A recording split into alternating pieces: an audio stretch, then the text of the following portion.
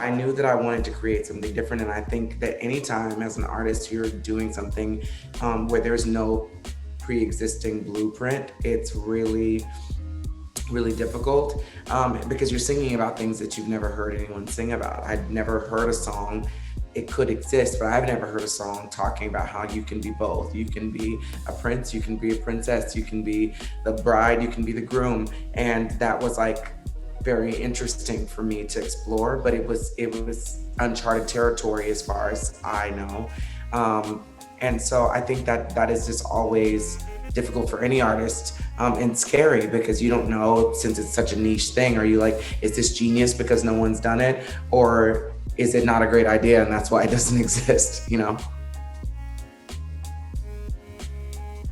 So my friend Benji was over and he was talking to me about, he had a hashtag Tom girl in one of his Instagram posts. And I was like, what's a Tom girl? And then he reminded me that back in the South, when we were growing up, if there was a girl who wanted to play sports or hang with the boys, we called her a tomboy. And so he coined the phrase Tom girl, which I loved, but still, you know, saying the word girl didn't feel like something that necessarily would fit with my brand right now. And so I decided to create a world that was combining feminine and masculine qualities. And I came up with the word Femuline, and the people in the room were like, I actually really like that. The album was going to be called Show Off until maybe 14 days before it came out. So it was a last minute switch, and I'm really happy with the decision that I made.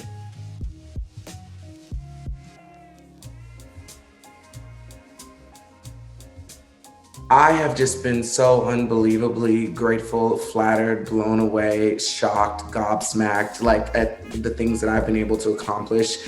I think that growing up, I didn't realize how important diversity and visibility were.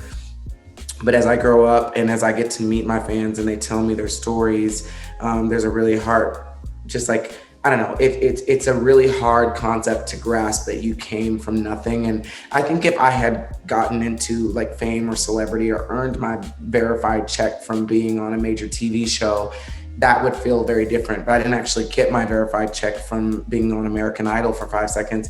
I got it from work that I created. And so I think even still now I have like this bit of an imposter syndrome. Like, whenever I've gotten a phone call from a celebrity that everyone in the world is aware of and has some sort of relationship with, it just is, it's mind-boggling. And it's the verification that I need to know that like our voices do matter, like our existence does matter. There have been so many times where I was in rooms with people that I didn't even feel like I was worthy of being in those rooms. I was like shocked that someone would trust me to be in that room because I'd never gotten those opportunities growing up.